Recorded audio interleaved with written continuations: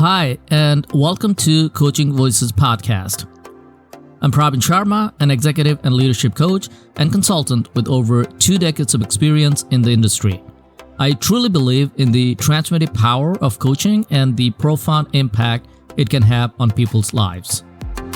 In each episode, we dive into candid conversations with seasoned coaches, exploring what coaching really is and whether it's the right path for you. Together, we uncover how you can unlock your full potential and step confidently into leadership roles within your organization.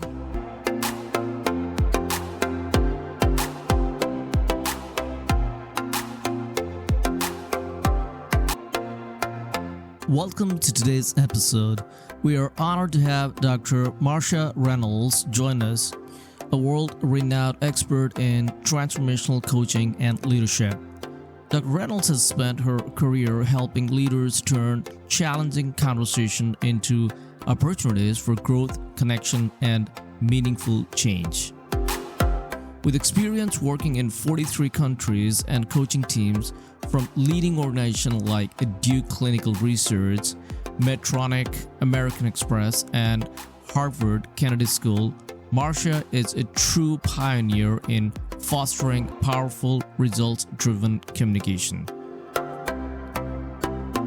As former president of the International Coach Federation and a distinguished author of books such as Coach the Person, Not the Problem, and Discomfort Zone, Dr. Reynolds brings a wealth of knowledge and passion to the coaching world. Join us as we dive into Dr. Reynolds' journey, her unique approach to leadership coaching, and her wisdom on navigating even the most difficult conversation.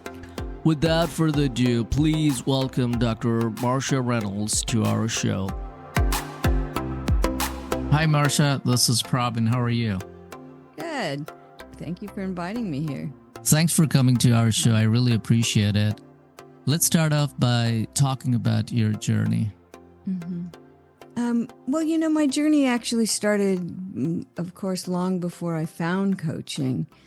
I ended up being a trainer and running training departments for a number of companies. 2 of them were global companies. And so I was always really interested in what creates sustainable change and how do people learn and grow? And I kept trying to make my training better. I even got a second master's degree in adult learning just to create an impact.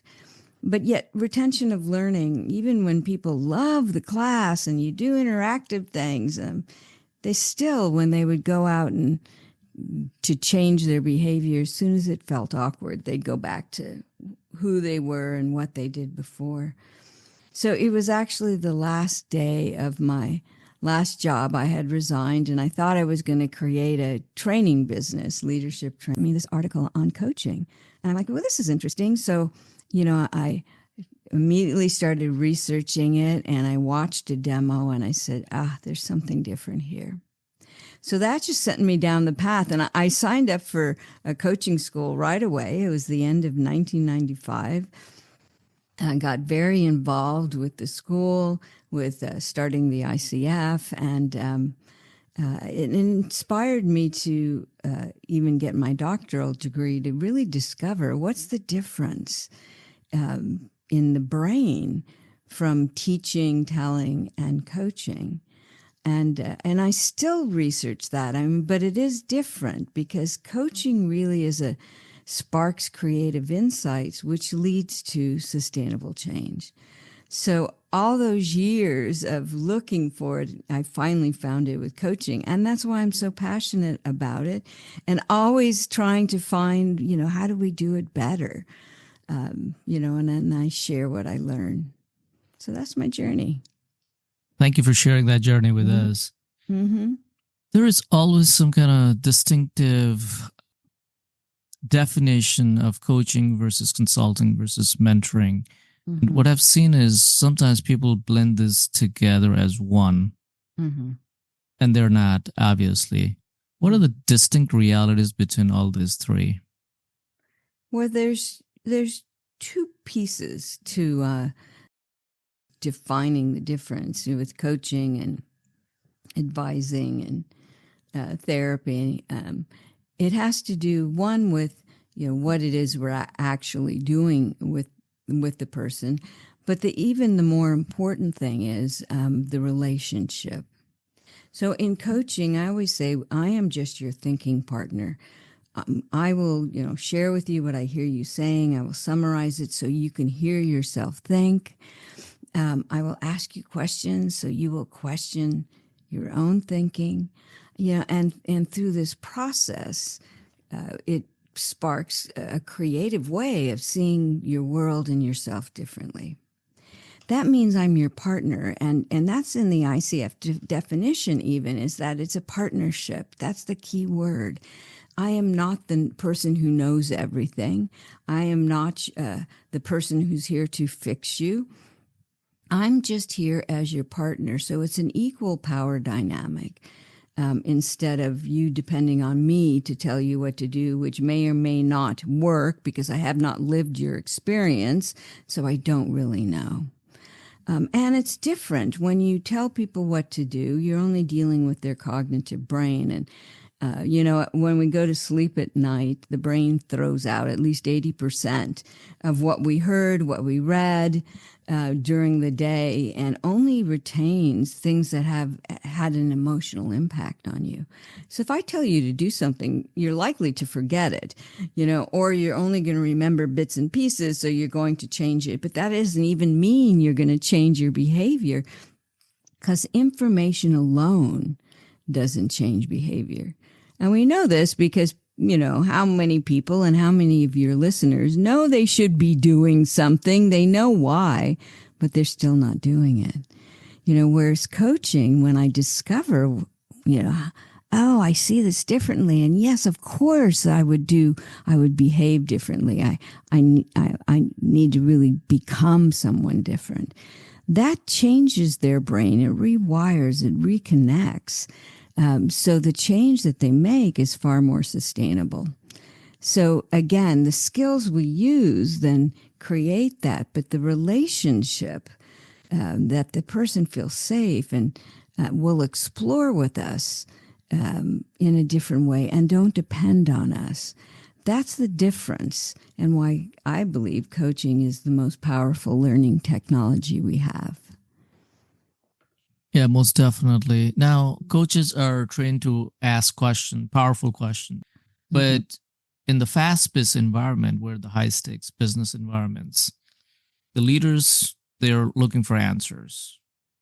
How do you guide leaders to create that balance between asking the powerful questions and providing the decisive direction?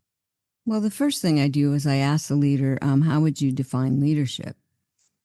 If you're just there to give people answers and tell them what to do, well, that's not going to change. Then that's what you'll do. But when you really get into what is the responsibility of a leader, especially to an organization, and within that responsibility is also to develop other leaders. So if you were to move on, who would replace you? So being a leader of leaders is a critical aspect of the word leadership. So who am I as a leader? And so if my responsibility is to develop other leaders, to develop that agility, that mental agility in others, so they can quickly find answers on their own and creatively solve problems, then me telling them what to do pacifies their brain and doesn't develop them as thinkers, as leaders, as creative problem solvers. So when I work with leaders, what's most important? That you have a bunch of people that keep coming into your office and asking you what to do, and so you don't have time to do other things like strategically thinking, or that you develop them so they don't need to depend on you all the time.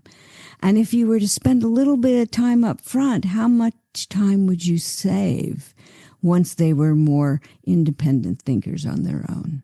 So I think it's a myth to say, I don't have the time to coach. when you look at the bigger picture. It's a myth of convenience. It's just easier to give people answers than to turn around and say, I don't know. I bet you have some ideas of what to do next. What's on your mind? But it doesn't even take that long to get people to start thinking for themselves. If you just use a coaching approach, I always tell leaders, I'm not trying to make you a coach. I just want you to use a coaching approach in your conversations to get people to think more creatively on their own and what value there is. And now, now that we've had coaching out there for years, there's a lot of research, that demonstrates the higher engagement and productivity and results that leaders who coach use a coaching approach.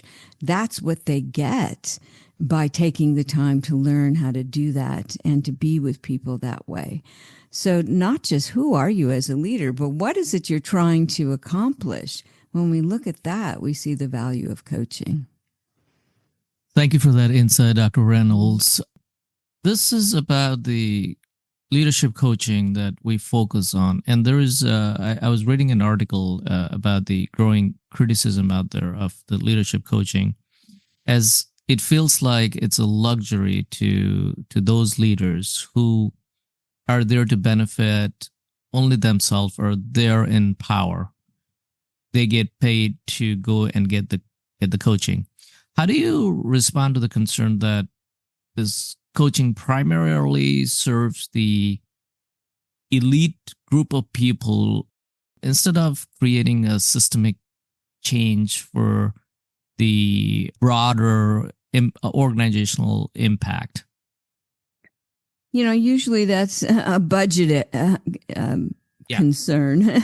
Yeah. Because and so companies that really believe in coaching, what they do is they will provide coaches at the top, and not because it's a luxury, but because people at the top feel that they have to maintain confidentiality, and they can't really use coaching with other internal people because of what they're going to bring to the conversation.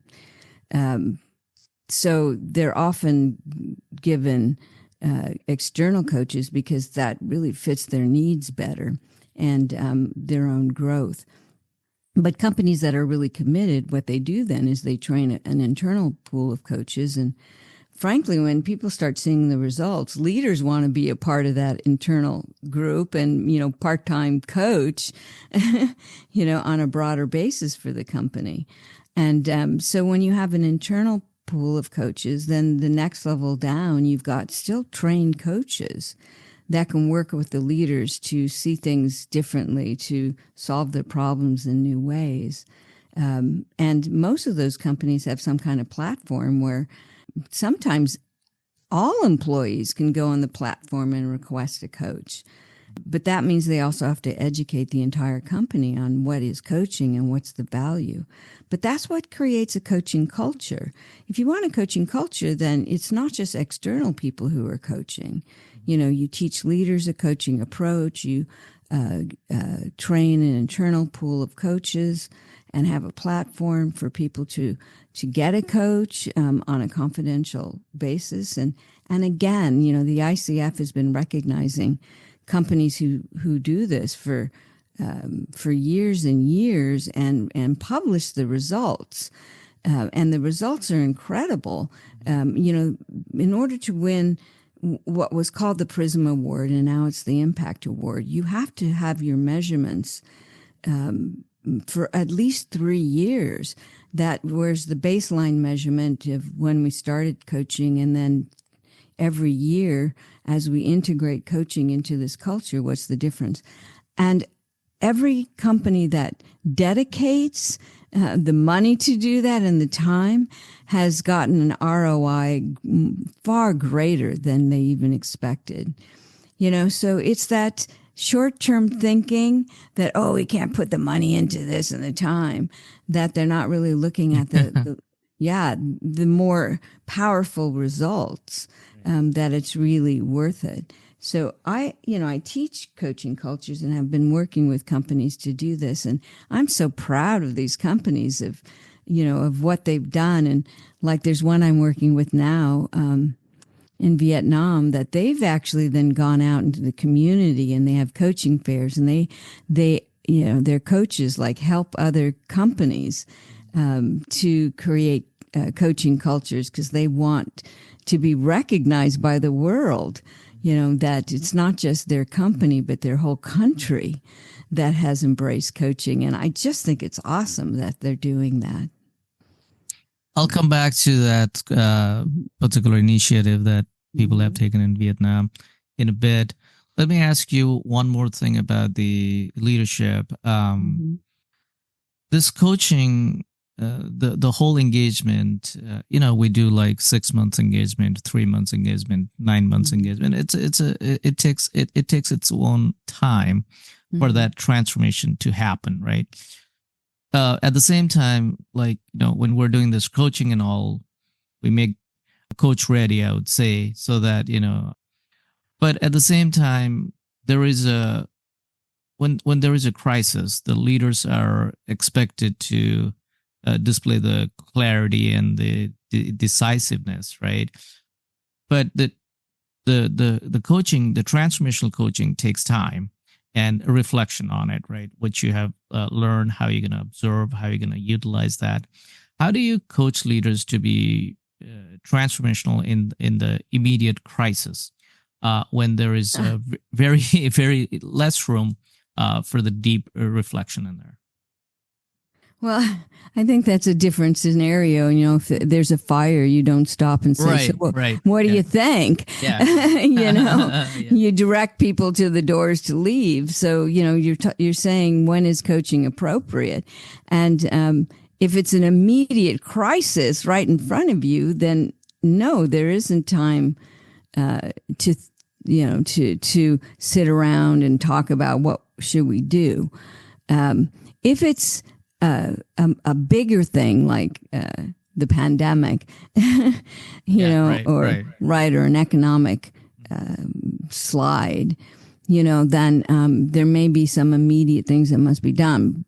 But when you recognize you're now dealing with something that has changed the way we work together, a lot of the remote working and what we must do, then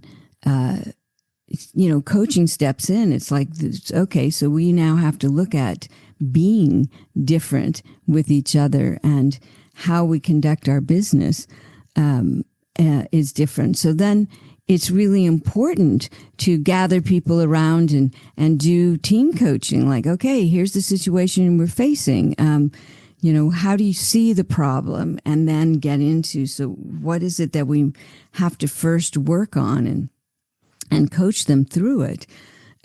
Because when we get into that kind of scenario, it's like nobody knows the answers. Right. So to pretend that you do as a leader is a disservice, because they're stepping into the unknown. And I know the brain doesn't like unknown, and so we'll make up stuff, but that's dangerous. Then we come up with solutions based on past experiences and not dealing with the present is different. So the present is different. We're uncertain, and it's good to say that as a leader.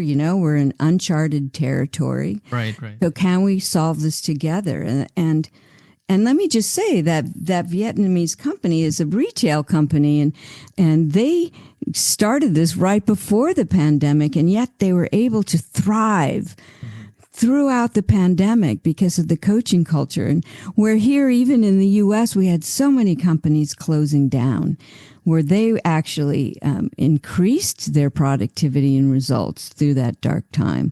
So, again, there are many, many case studies and examples of the power of coaching in difficult times.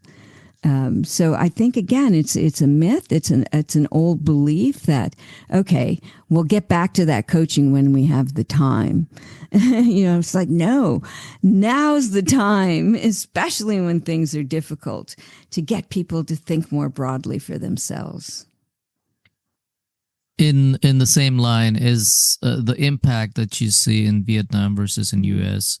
Has that something to do with the cultural intelligence? No, I mean, that was, because I work with them at the very beginning. They actually Okay. attended one of my classes that I teach for Peter Chi on coaching cultures. And they're like, we want to do this. And so I work with them to design what it is they need to do. And then they went off and did it. So no, they had to really even fight. Their parent company is Japanese. And so they even had to fight for the budget and really make measurements and show results on an ongoing basis. So no, that was just the desire of the leaders were like, I mean, they looked at their culture. Their culture is, don't take risks, Right. to do the more conventional way, to do what we'd always had done before, to not be direct with people. So they were actually, what that was one of the drivers was, we have to get leaders to take risks, to go beyond what they've been doing, not just leaders, but employees. And how they deal with customers differently. We have to really shift the mindset. So no, they stepped into the unknown themselves culturally. So, but you know what? It's interesting because I've been teaching coaching for a number of schools in Asia for years, and I'm always impressed with the willingness to let's try this out. Why not? Where it's the reluctancy in the United States. Some companies have done it, and I work with them, and they, like I just worked with Microsoft has thousands of career coaches internally. I just did some work with them, and Google has a lot of coaches. There are companies that have embraced this, but many of the traditional companies still haven't. But they're starting to see that if we want to retain the best talent, we better engage them differently. So I'm feeling a little bit more interest and maybe even a knowing we have to do this whether we like it or not. Yeah, absolutely. Absolutely. Yeah. I think the reason that the part of the world, either Asia or anywhere, they embrace the change is because they're challenged in the past, right? And maybe they have not seen the reflection of the change, so they're always welcoming the change, thinking that well, the status quo is not working for us, so we definitely have to have something that let us yeah. But over here I believe we're so attached to so many different things. We have mortgage to pay, not that they don't have it over there, I'm not saying that, but in any kind of status quo that's getting challenged, I mean, there is there is a growing fear that what if I lose this job by this change, So because jobs are so tight here, that's probably why I would say. Well, but you know what I also find on the flip side is the competitive nature in Asia. It's like, well, we have to show we're doing it better than them. Yeah, So and then they also look at in the form that they've already practiced it there in the West. So what if we embrace that practice here? We have not practiced it yet. So that's the mentality as well. So any kind of thing that you go there and try to advocate it, they're welcoming it. They're they're embracing it, and they just want to see how that is. I think me being from Nepal, I can say that. So I don't know. No, it's interesting. I was working with the government of Sarawak down, which is the island of Malaysia, and they were in total competition with the peninsula of Malaysia. They are we want to show we're more progressive than them. So they brought me in, and we did all this training and PR, and I did talk shows, and just to show that they were more progressive and they're going to embrace this. So slow to embrace it in reality, but they're still working on it. So as my boss used to say to me, it's just never going to happen as fast as you want, but we will get there.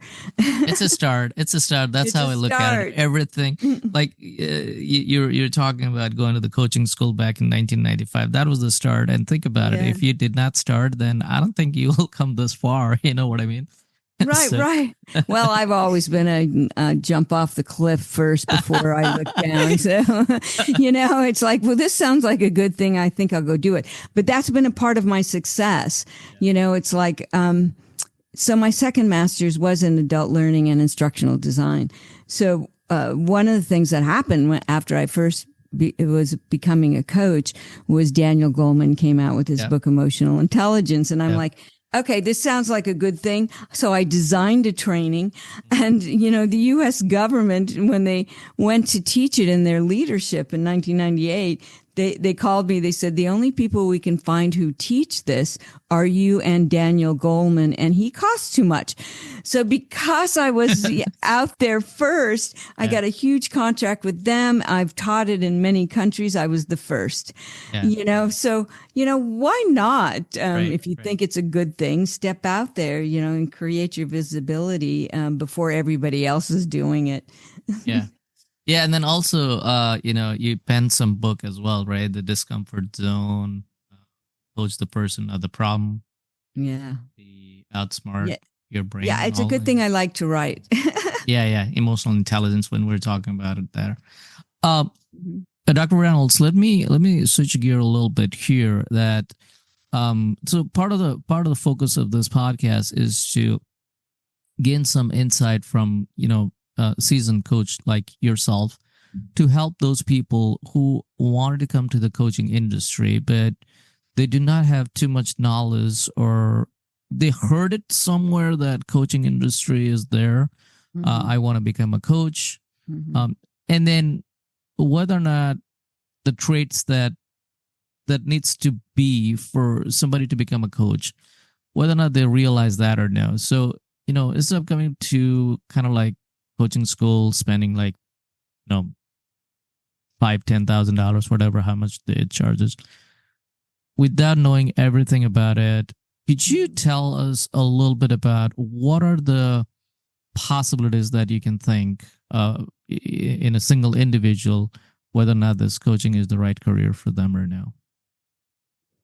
Well, there has to be a passion for what you're trying to do in order to sustain learning, developing a coaching business. You're an entrepreneur when you do that. If there's no passion for it, then you'll jump and go do something else.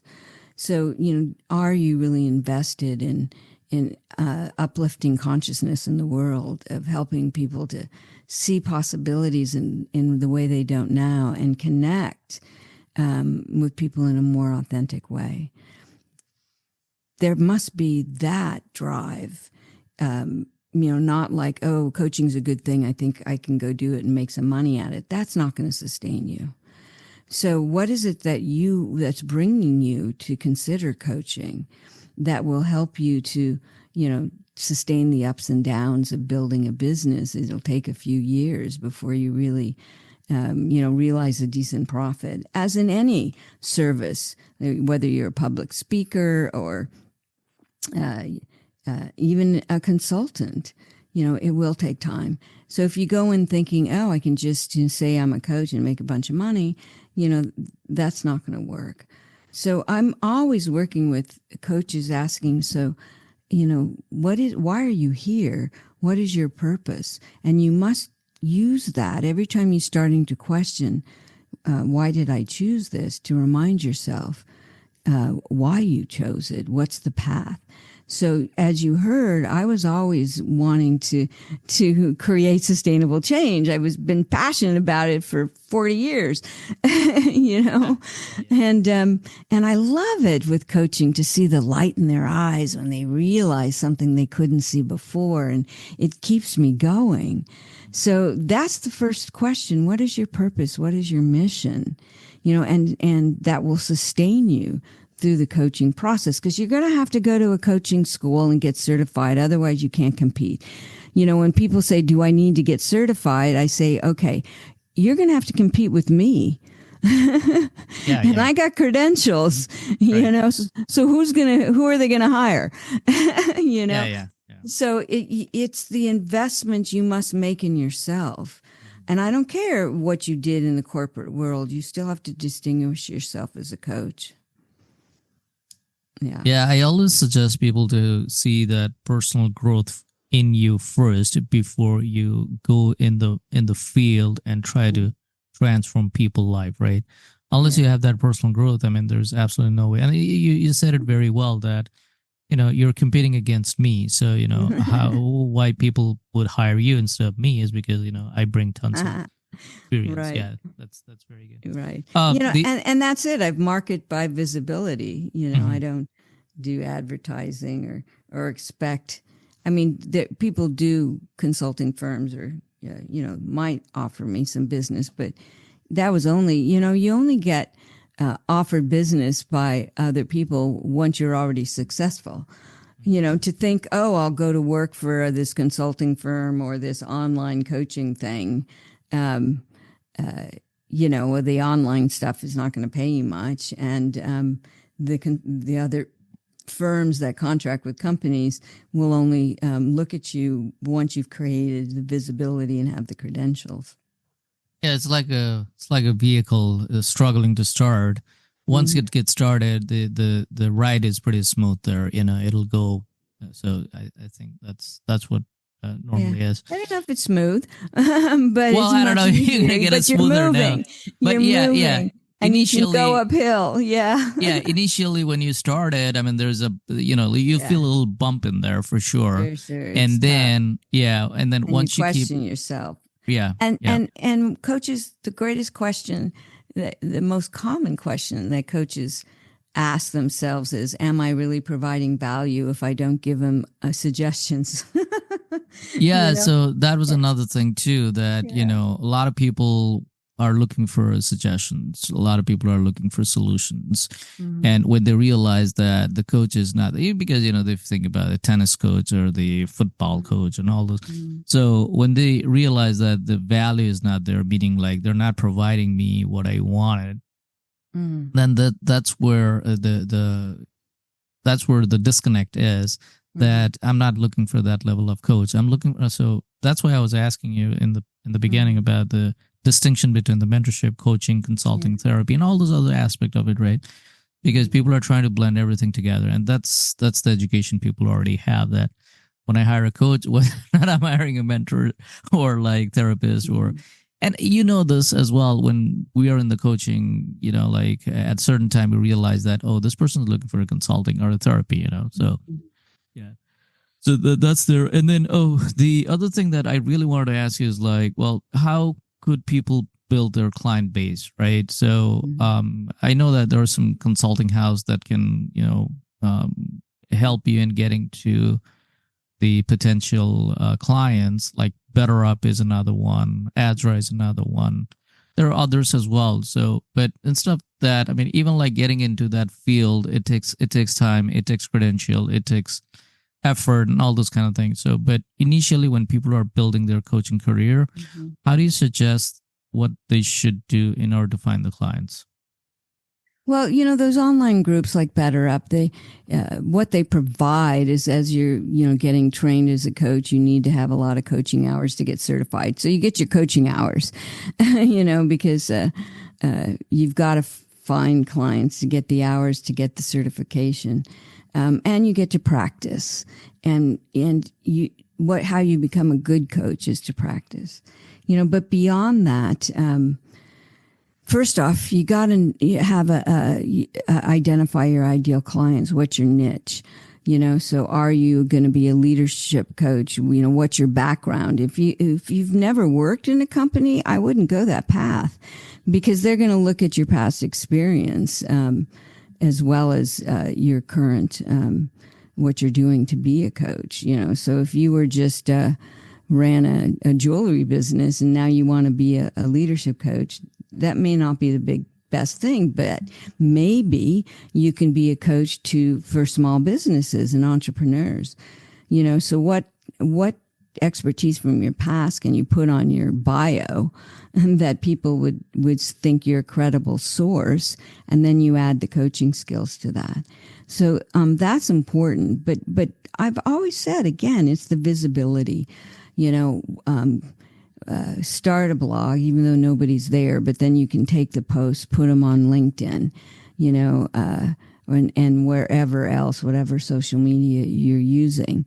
I write books because I like to write books, and my books, especially Coach the Person, which just took off, has truly, quadrupled my visibility. But I do programs for coaching.com, and I've had a partnership with them for years. So you start by getting on their summit, by knowing someone who speaks. And if you've got an interesting topic that would be useful for coaches, you get on their summit, you create visibility with them. You can't, it's not going to happen overnight. They always say the overnight success that took 20 years. It's, you've got to build it like any business, Right. and you got to know that when you're starting coaching, you're an entrepreneur. Are you willing to be an entrepreneur, to do what it takes to build a business? And if you're not, then I'm not so sure this is right. The right path. It's not just to be a good coach, but you've got to do stuff. Even my book launches, it's harder to do the marketing for the book than it is to write it. It's like, now I got to put it out there and tell people to go buy it, but, do a lot of sharing chapters and quotes and things like that. You got to have IP, you have to have content to share. If you're in this, you got to commit. You've got to commit to what it takes to build this business. Yeah, I was talking about. It's interesting that when I talked to previous guests, I tend to know that. Well, I'm a coach and I struggle in marketing. That's the possible way I couldn't sell my book, or those kind of things, because you need to have that marketing skills to sell the book as well. Unless otherwise, a lot of people are already aware of this is what's coming in there. So that kind of thing. Now, when you first started your coaching, I mean, you became an MCC at that time. You're under 25 MCCs out there, but the coaching industry definitely have expanded. Now I think there are more than 13. It's still a relatively very low number of MCCs, but I think the number is about 1350 or so, somewhere there. So obviously the coaching industry has expanded rapidly in all those years. So what I was asking is the coaching industry has, gotten a lot bigger now, right? Yeah. But at the same time, the coaching industry is not regulated. Right. So when something is not regulated, of course, we'll foresee some kind of risk in the industry itself that, the trust will go away. You know what? Let me just answer that. I get what you're asking now. This is why you have to get certified, why you have to make the commitment and the financial investment to get certified. That's why when we started certification of the ICF, that was the only way we could protect it. And then, the ICF spends a lot of time and money, creating the knowledge in the world of what's the difference between a certified coach and one who is not. And they've done a pretty good job of that, because when I get requests from companies, so many of them is like, well, what certification do you have? And so it's really critical that is how we protect the industry, is to support certification, to become a member of either EMCC or ICF, support the industry, and make sure that that our potential clients know the difference between a certified coach and one who's not, and what they can provide. So that we knew that right off the bat. We started certification early because we figured we wouldn't survive. And there are other, like organizational development. There's no certification for that, and so many people just don't even know exactly what that is and define it in any way they can. And so we thought, certification is going to be the only way we can sustain coaching as a professional designation out in the world that's different than other things. So I firmly believe you must get your certification to not just for you in being recognized that you're a quality coach, but that you support the profession of coaching in the world. Dr. Reynolds, we're coming towards the end of the show, so I would like to open up this floor for you. I know that you also provide coaching. I know you're extremely busy. What level of coaching that you provide, if you could elaborate on that one, and then have that closing remarks, please. Okay. Well, I do, besides that, I'm teaching coaching all over the place. I love that and speak at conferences, but I always maintain my own clients. So I'm continually doing what I teach. And so I have executives and a lot of leadership programs, people, new leaders or leaders moving up, preparing for their next level in their company. But I mentor coaches, and every now and then, like right now, I have 2 coaches as clients, but you got to present a pretty good reason of why is it that I should be coaching you. And, I've got 2 that it's like, okay, that's great. And, I support what you're doing in the world, so I'll coach you, so I have some private clients, as well. So there's that.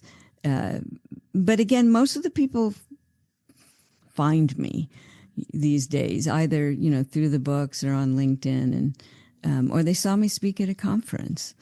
So I always say too, that's a good way of, go do breakouts, even if you're not paid, at, conferences near you, apply, have something unique to teach, just start getting out there so people hear your voice and they get to know you, and then the better you get, then the better the speaking possibilities will be. So, yeah. That's really great. And I'm very grateful that you have spent time and came and talked to us. I truly appreciate you. Thank you so much. You're so welcome. You have a great day. Thank you. That was Dr. Marcia Reynolds in a conversation with Pravin Sharma at Insight Ignite Coaching Voices podcast. You can contact Dr. Reynolds at marcia@outsmartyourbrain.com, or you can visit her LinkedIn page. Thank you for tuning into this episode of Coaching Voices podcast. I hope today's conversation gave you valuable insights into the world of coaching and leadership. If you enjoyed this episode, please take a moment to subscribe, rate, and leave a review. It helps others find the show and supports us in continuing to bring you inspiring content. Do not forget to share this episode with anyone you think might benefit from the discussion. And if you're looking to explore coaching further or have any questions, please feel free to connect with us. We'd love to hear from you. Until next time, keep growing, keep leading, and stay curious.